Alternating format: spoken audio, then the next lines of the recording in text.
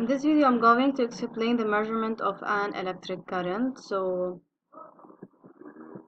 multimeter is used as an ammeter connected in series, has two terminals, a positive terminal and a negative terminal. The positive is the A and the negative is the COM terminal.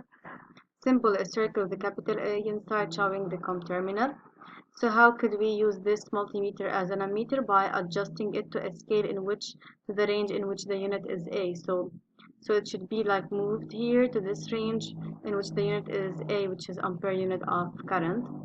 And the available scales are 10 ampere, 200 milliampere, 20 milliampere, and 2000 microampere. Now, how to choose the convenient scale? The chosen scale represents the maximum value of the current intensity that can be measured or read by the ammeter.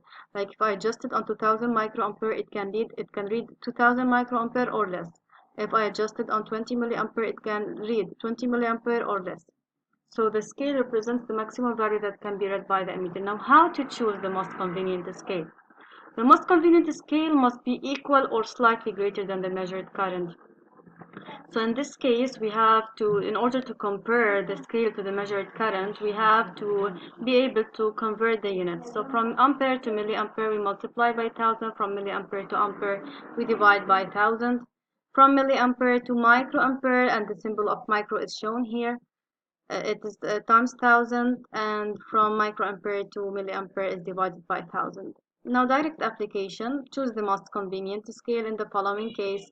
To measure a current of intensity 8 ampere, we have the following scales.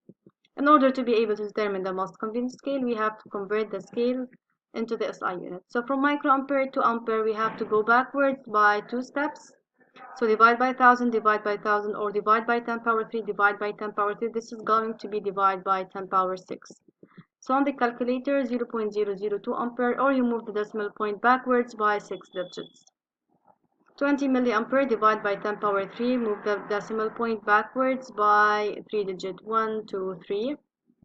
200 milliampere, same case here, 0.2 ampere, move the decimal point backwards 3 digits, so 0.2 ampere.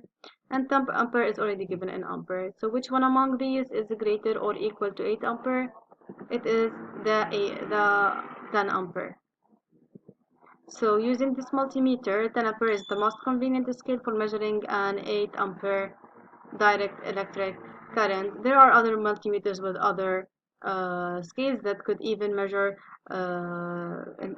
currents of higher intensities.